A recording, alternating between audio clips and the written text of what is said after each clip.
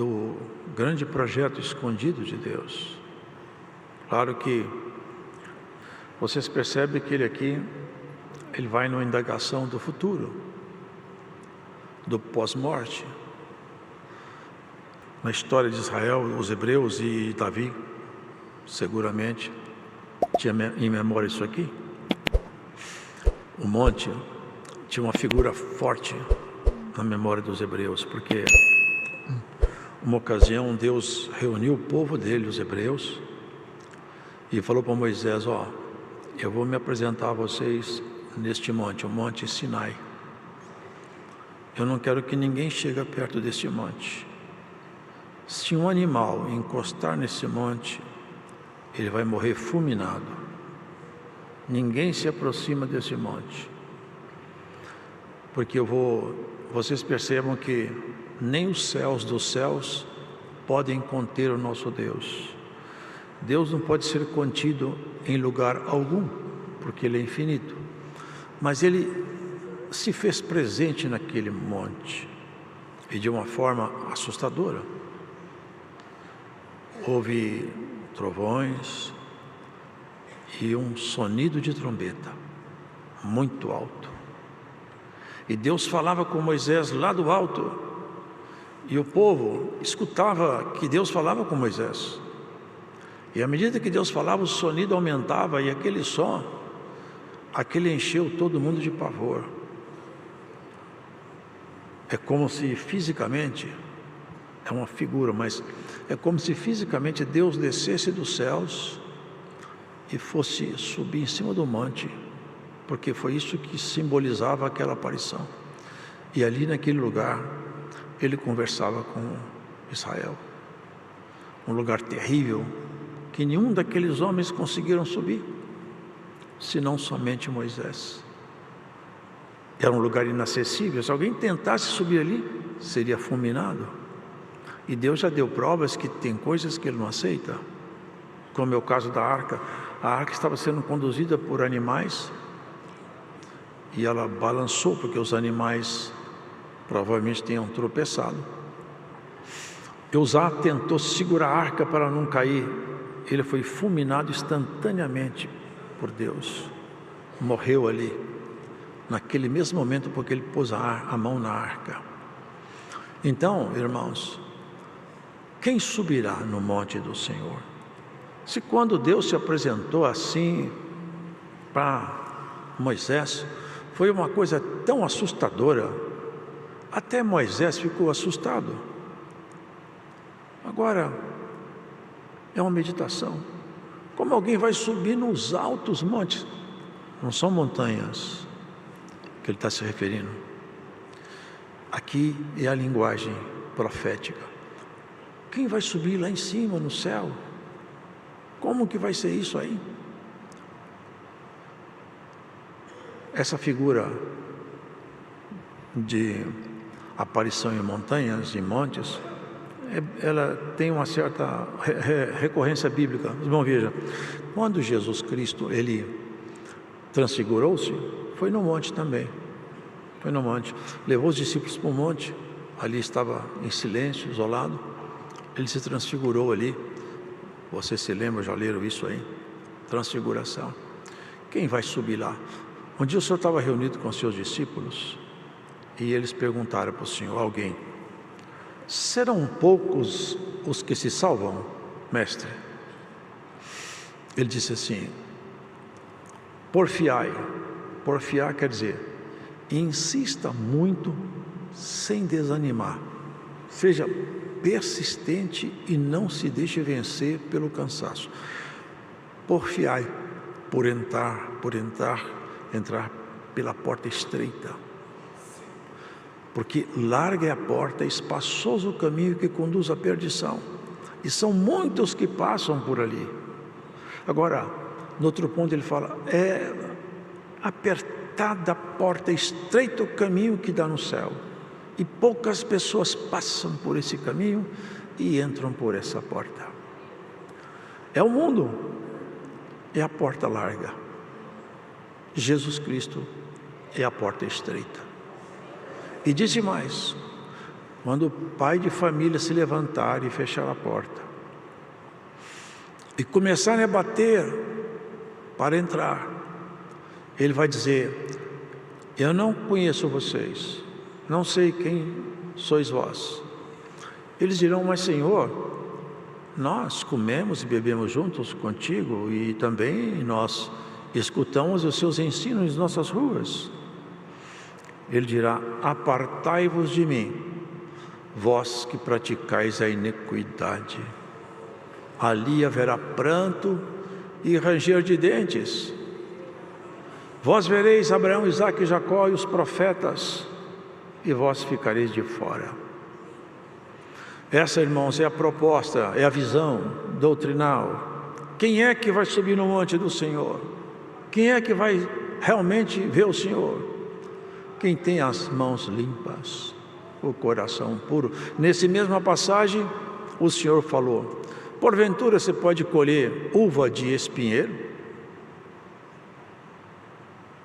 Tem como um espinheiro da uva? Pelo contrário, quando alguém vai mexer com o espinheiro, já vai armado de um alicate, que é para quebrar os ramos sem machucar a mão. Assim são os espinheiros. Assim é o caminho largo, produz só espinheiros. Só tem espinheiros no caminho largo. Mas olha, para produzir bons frutos tem que andar junto de Jesus, o grande pastor de ovelhas. É Ele que ministra em nós pelo Espírito Santo as condições para que haja frutos em nossa própria história. Os erros, lamentavelmente, fazem parte de nossa história. Se nós pudéssemos ter uma história sem erros, seria muito bom. Mas a nossa história, ela está misturada com nossos erros. A grande vantagem é que nós temos a esperança que esses erros vão diminuindo e os acertos vão aumentando. E à medida que passar o tempo, nós cremos que Deus vai diminuir em nós a frequência de nossos erros. Até que chega um ponto que nossos erros fiquem minimizados pela presença do Espírito de Deus em nós, dominando todo o nosso ser. Quem vai habitar no Santo Monte? Ele ainda fala: aquele que anda em sinceridade. Sinceridade, irmãos, é moeda de negócio com Deus. Porque Deus não vai condenar uma pessoa sincera. Saulo era um homem sincero, circundado ao 8º dia, da linhagem de Benjamim, hebreu de hebreus, leal, fiel à lei, zeloso ao extremo da lei, a ponto de matar os cristãos por defender a própria visão do judaísmo que ele tinha. Mas ele matava cristãos. Estevão foi morto debaixo das ordens dele. Ele fala: eu segurava as vestes daqueles que matavam Estevão. Mas no coração dele tinha sinceridade. Ele não era um homem falso, ele era um homem sincero. Um dia, saindo para Damasco, o Senhor cercou o seu caminho. Vocês se lembram bem disso, porque é notório. Saulo, Saulo, por que tu me persegues? Ele ficou assustado. Como que eu persigo uma voz poderosa dessa? Quem és tu, Senhor? Eu sou Jesus, a quem tu persegues. Eu sou Jesus a quem tu persegues, porque quando você persegue um cristão, você persegue a mim. Você vai ter que agora se ver comigo. A ponta da minha espada, ô aguilhão, você vai voltar-se contra mim? Senhor, o que tu queres que eu faça? Já chamou ele de Senhor, abaixou a voz e virou discípulo. A sinceridade estava ali. Se houver sinceridade no seu coração, Deus sempre vai te ajudar. Enquanto você tiver sinceridade, Cristo vai te ajudar. As poderosas influências do céu estarão adiante de você. A sinceridade tem um peso de eternidade. Sincero, fala o que o coração sente. Não tem uma palavra na boca e outra escondida no coração. É fiel, é leal no que fala. Quando expressa um sentimento, o sentimento é genuíno. Porque aqueles homens do passado, Jesus viu neles o que é a falta dessa virtude maravilhosa. Escribas e fariseus hipócritas. Porque ele chegava até ele batendo nas costas, adorando, mas queria destruí-lo. Fazendo perguntas: é lícito pagar tributo a Roma? Queriam levar então uma fala dele contra Roma, para falar que ele fazia o levante. Levaram aquela mulher adúltera diante dele para apedrejá-la à morte, porque a lei de Moisés dava essa ordem. Eles não queriam justiça, eles queriam condenar Jesus. Assim, irmãos, são as pessoas que não conhecem a verdade. Eles não trazem consigo a sinceridade. Mas cada um cristão tem que ter na boca a palavra. É melhor que você não fale. Você não concorda, não quer falar, fique em silêncio. Mas não fala o que seu coração não fala. A sua voz tem que estar em sincronia com o seu coração. Isso é quem vai morar no céu. Quem quiser morar por aqui pode fazer o que quiser. Agora, quem quiser morar no céu tem essas prerrogativas. Tem que mudar a sua forma de viver. Ser sincero, irmãos, é coisa profunda. Ser sincero é coisa profunda. É coisa muito bonita. José foi profundo de um calabouço. Por quê? Guardou a sua sinceridade. A mulher, que era esposa do chefe dele, se interessou nele. Ele era um moço bonito. E certamente ela devia ser uma mulher bonita também. Ela quis ficar com ele. Falou, não posso nunca fazer isso aí. Você está louca? Primeiro que eu vou trair meu senhor, meu patrão. Mas pior do que isso, eu vou trair meu Deus. Não posso fazer isso aí, não. Ele dizia, eu sou um moço de Deus, eu não posso agir assim. Isso fere a minha dignidade de servo de Deus, eu não posso fazer isso. Ela rasgou as vestes dela e gritou socorro no palácio, falando que ele tentou abusar dela. Ele foi para o fundo de um calabouço. Mas lá no calabouço, Deus deu mais uma burilada nele. Dali, sabe para onde ele saiu? Para governar toda a terra do Egito e salvar sua família.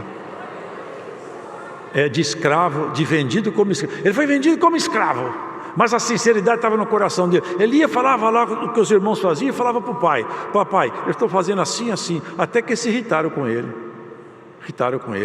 Mas a sinceridade dele manteve a promessa divina sobre a sua sorte. E todo o sofrimento de José foi o trabalho, o lapidar de Deus, até ele virar um homem perfeito para a obra que Deus preparou. Chamou seu pai, chamou seus irmãos, reuniu todos no palácio, e quando juntaram seus irmãos e chegaram perto dele, eles estavam com medo dele. Mas quando chegaram perto dele, olha o que é a sinceridade de sentimentos. Eles falavam em hebraico. O que vai acontecer conosco agora? O Senhor do Egito está ficando irado. Foi o que nós fizemos com José. Nós somos culpados. Isso aqui foi culpa do que nós fizemos com José. Eles falavam em hebraico. Só que ele entendia hebraico, porque ele era hebreu. E eles não sabiam que ele entendia. Enquanto eles falavam, ele não suportou, correu para o quarto e foi chorar. Sinceridade. Sabe o que ele fez no final? Vai buscar papai. Busca ele. Foi um choro só. Ele abraçou no pescoço do pai, chorou tanto, o pai chorou tanto. Meu filho, eu pensava que eu tinha te perdido. Não, ainda estou aqui, papai. Estou com vida para tomar conta de você, do Senhor, de todos os meus irmãos. Os irmãos foram cuidados dele, foram cuidados por ele. Sinceridade com Deus, né? Sentimento de amor. Será que nós temos isso em nosso coração, irmãos? Será que se alguém que nos fez tanto mal precisar de ajuda, nós temos mão para ajudar? Hoje tem uma pergunta na plenária desse culto. Você tem mão para ajudar quem te prejudica? Você tem lábio para abençoar quem te amaldiçoa? Glórias a Jesus Cristo. Isso é cristianismo. É a pureza do cristianismo. É quem é capaz de amar quem não ama. Amar quem não gosta de nós é muito mais difícil. Amar quem nos ama é fácil. Amar quem não gosta de nós é difícil demais. É um exercício quase impossível se não for pelo poder do Espírito Santo. Mas pelo Espírito Santo é possível. Guarda a tua sinceridade com Deus. Por onde você for, por onde você andar, guarda a sua sinceridade. José marcou uma história. Se ele fosse contar dos problemas dele, ele passava vários dias, talvez até meses, contando todo o sofrimento, porque não está escrito tudo aqui. Já pensou o que é ser vendido como escravo? Ele chegou lá e não sabia falar aquele idioma, não era hebraico. De um um homem vendido como uma mercadoria, chegar lá como o Senhor de toda a terra do Egito? Quem é que pode fazer isso, irmãos? Quem é que está por trás, no bastidor da história? É o Senhor olhando. A sua história tem alguém por trás dela, viu? Você pode ter certeza, tem alguém que está por trás da sua história. Você é livre para tomar decisões, mas tem alguém pronto para te ajudar. Toda boa decisão, a boa mão do Deus Todo-Poderoso estará sobre você. Toda boa intenção, o Senhor vai prosperar. Todo bom intento, Deus vai te ajudar. Todo bom propósito, Deus vai te prosperar nele. E teu bom propósito, segue adiante, Deus vai te ajudar nesse bom propósito. Vai adiante no seu bom propósito, Deus vai te ajudar. E todo mau propósito, cerra as portas para ele. Quem anda com sinceridade, é coisa bonita. Quantos homens passaram por aqui e deixaram história de sinceridade? Marcaram a sua história. Outros com falsidade. Veja o caso de Judas. Andava com o Senhor, estava do lado dele, vendo os milagres, os prodígios. Ele roubava, ele era ladrão, ele não parou de roubar. Ele não parou de roubar. Porque nem todo mundo que anda com Cristo é cristão. Tem uns que não são cristãos. Tem pessoas que frequentam a igreja, mas não frequentam o santuário de Cristo, não tem vida espiritual, não nasceu outra vez, não tem história com Deus. Bom seria se todos nós aqui, e quem quer que escute essa palavra, onde você estiver, você tenha uma história genuína com Deus. Você possa ser uma árvore para bom fruto. Tem muitos espinheiros, irmãos, que estão espiando os outros, mas chegará dia que Deus vai tacar fogo neles. Tem muito espinheiro que espinha todo mundo e ninguém espinha eles, mas tem alguém que está olhando a obra. Ó espinheiro, cuidado, porque a mão do Todo-Poderoso te pegará e te lançará no fogo. Ó espinheiro, toma cuidado com a mão de Deus. E você que não é espinheiro, está produzindo um fruto, dá glória a Deus. Eu quero dar mais fruto, quero agradar ao Senhor. Esse é meu intento, meu propósito. Tem uma parábola de Jotão, sabe, irmãos? Jotão, o irmão dele matou seus irmãos todos para tomar posse do poder. Matou todo mundo, queria poder. E ele subiu então no monte e fez uma parábola. Ouvi a parábola de Jotão. Se tudo isso aí, se esse que fez tudo isso aí, eu não me lembro o nome agora, ele vai ser bom, que ele então, vocês se abriguem debaixo dele. Mas olha, se não, esse espinheiro vai governar sobre vocês, que saia fogo do espinheiro e queime vocês, e saia fogo de vocês e queime o espinheiro. Sabe o que aconteceu? Jotão teve uma revolta lá com o povo dele, morreu ele e uma multidão com ele. Por quê? Buscaram o espinheiro para governar a si mesmo. Nós buscamos a videira verdadeira, é o Senhor Jesus. Nele não tem espinho nenhum, só tem perfume, tem gozo e vida eterna. Ele vai te abençoar e vai te ajudar. Saiba isso. Quem morará no teu santo monte? Aquele que anda em sinceridade e pratica a justiça. A prática da justiça não é a justiça segundo a lei humana, porque também ela é necessária, mas aqui fala de outra justiça, a justiça divina, a justiça que nos enquadra dentro da palavra, andarmos dentro dos valores cristãos.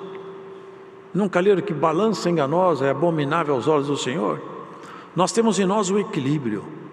Cristo equilibra-nos.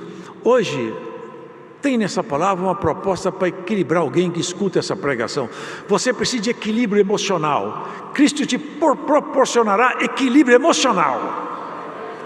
Creia nele, ele vai proporcionar equilíbrio emocional em você. Esse medo, esse pavor, esse pânico que você tem, vai ser estabilizado em nome de Jesus Cristo. Glórias ao Senhor. Estabiliza o seu sentimento no poder do Espírito de Deus. Acalma teu coração nervoso, diminua a sua ansiedade. Cristo está do teu lado, ele vai te ajudar. Se nós olharmos lá fora o mundo, nós ficamos apavorados, mas se nós olharmos o céu, nós temos esperança. Nós não somos daqui. Foi orado, nós não somos daqui. Nós estamos aqui de passagem. Nosso passaporte tem outra identidade. Nós vamos para a nossa morada eterna e é questão de pouco tempo. Não é questão de pouco tempo. Nós estamos quase no 6º milênio segundo o calendário hebraico. Irmão, nós estamos fechando as contas aí. Até o Senhor Jesus voltar, nós não sabemos quanto tempo é, mas que está perto, está perto. E uma coisa nós temos certeza: nosso nome está escrito no livro da vida. Quando o Senhor vier, você vai estar vestido de veste de justiça. Nunca leu? João falou: que multidão é essa? Porque o homem perguntou, o ancião de dias: João, que multidão é essa? Porque era muita gente vestida de linho branco fino. Ele falou: não sei, fala-me tu. Que povo é esse? Esse é o povo que vem da grande tribulação, João. Lavaram suas vestes no sangue do Cordeiro, estão vestidos de linho fino. A justiça de Cristo está em você, nas suas vestes, no seu caráter. Você tem vestes brancas porque a justiça de Cristo está em você. Pratica a justiça da palavra. Não se entrega à carnalidade, ao pecado. E quando tropeça, levanta já chorando: Senhor, eu quero misericórdia. E é assim que nós vamos caminhando nessa jornada, até o fim de nossa história. Quantas vezes Davi precisou de misericórdia? Tem uma vez que ele tropeçou tão feio, irmãos, que ali era dia dele perder a cabeça. Era dia dele perder a cabeça.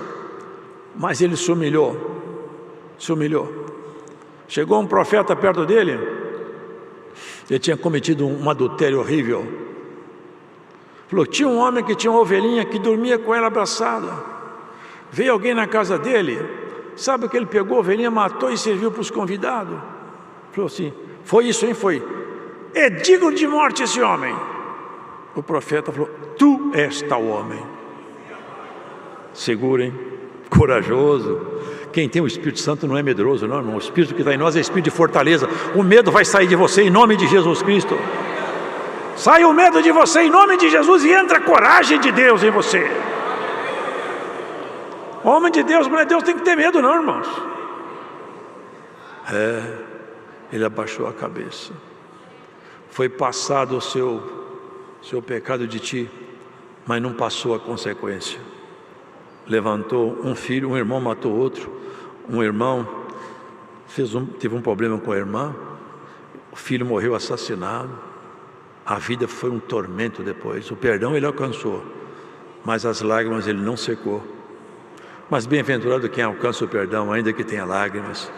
Se você tem aqui lágrimas e você encontrou o perdão, dá glória a Deus, está tudo certo. Fica com suas lágrimas, que também junto com ela tem o seu perdão. Mantenha suas lágrimas, que Cristo mantém o seu perdão. Aqui é só um tempo. Por aqui é só um tempo. O choro também dura um pouco de tempo. O choro pode durar uma noite, mas a alegria, quando amanhece o dia, chega. E que dia é esse? Esse dia é Jesus. Quando Jesus aparece na nossa causa, o dia amanheceu. Acabou o nosso problema, o nosso conflito. Assim é a nossa história, assim é a nossa vida. Aquele que não difama com sua língua, difamar é falar mal. Tem pessoas que têm prazer de falar mal do outro. Tem pessoas que ganham vida aí na internet falando mal dos outros. É o ofício dele falar mal dos outros. Isso aqui, irmãos, está reprovado pela palavra de Deus. Aquele que não difama, quem vai para o céu? Esse que não difama, que não ataca, que não morde. Sabe o que está escrito? Ficarão de fora os cães. Sabe quem são os cães? Os cães são aqueles que mordem e rasgam o corpo sacerdotal de Jesus, que é a igreja. Ficaram de fora os feiticeiros. E parece estranho isso, mas a Bíblia fala isso aí. Eu prego porque está dentro da palavra. Hoje o ocultismo está em moda. A prática de ocultismo tem jogos. Todo ocultismo é condenado pela palavra de Deus. Todo tipo de jogo que traz vício é condenado pela palavra de Deus.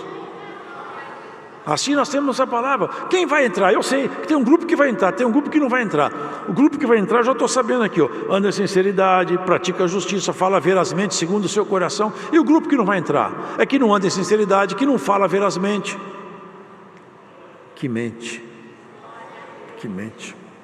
que deseja mal, que fala mal, que adultera, que fornica, que se droga, que se embebeda, que se prostitui. Ficarão de fora os feiticeiros, idólatras, maldizentes, beberrões, comilões. Até comer excessivamente é pecado. Deus quer equilíbrio em tudo, irmãos. Nós temos que ter equilíbrio na nossa vida. Na nossa vida conjugal tem que ter equilíbrio de Cristo, tem que ter santidade e pureza. Seja o vosso leito conjugal sem mácula. É a palavra de doutrina de Jesus Cristo, é isso, irmão. É alinhar nosso comportamento para nós sermos limpos de mão e puros de coração, porque nós estamos indo para o céu. Nós não estamos indo para uma festa, nós estamos indo para o céu. E a entrada lá não é brincadeira não, ela tem uma vistoria na entrada. Tem até uma parábola que fala que na entrada, vocês já leram isso aí? Na entrada do céu o Senhor chegou, foi fazer uma supervisão, porque não tinha entrada, estava lá na antecâmara, anteentrada, antessala.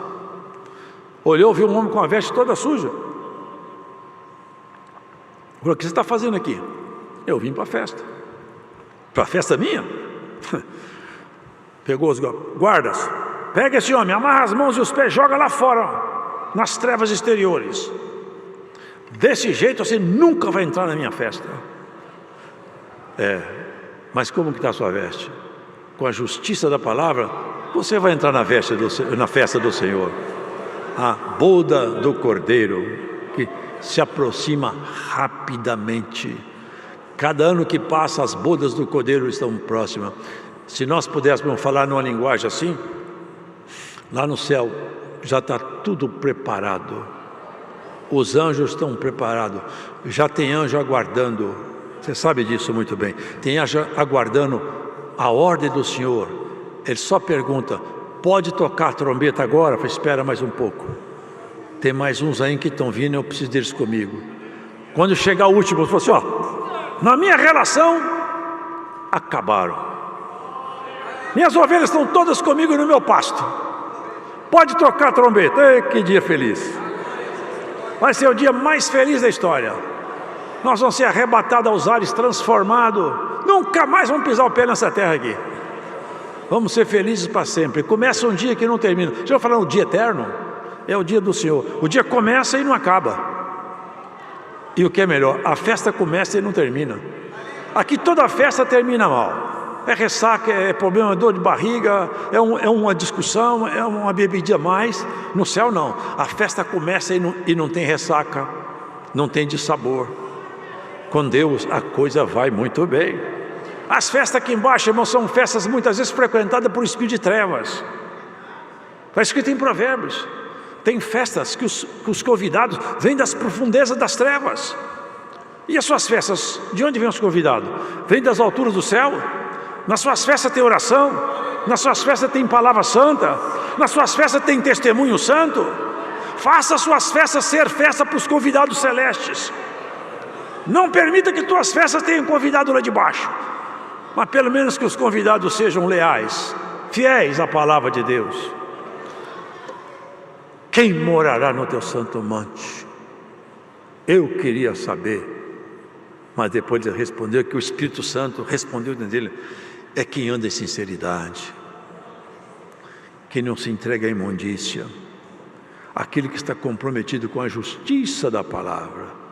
O justiceiro desse mundo, ele derrama sangue dizendo fazer justiça, mas o crente, ele derrama lágrimas buscando o aperfeiçoamento na sua justiça pessoal. Quantas lágrimas você já derramou por causa de você mesmo? Tem gente que só chora por causa do defeito dos outros. Bom quando a gente chora pelos nossos defeitos. O melhor choro que existe é por causa do defeito nosso. Senhor, eu não aguento mais meu defeito, eu não aguento mais esse meu gênio, eu não aguento mais essa minha postura. O Senhor pode me ajudar? Esse choro é santo. Senhor, eu não aguento mais aquele irmão, não aguento minha vizinha, não aguento meu pai, não aguento meu filho. Esse choro aí é um choro de tolo.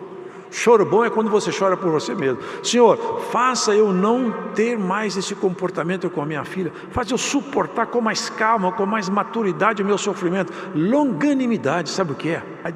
Sistematicamente crendo que alguma coisa vai terminar bem lá no final. E eu não desanimo. Isso é longânimo. Seja longânimo no sofrimento. E calma, que Cristo está de olho em você. E a capacidade de você enfrentar dificuldade. Deus seja louvado.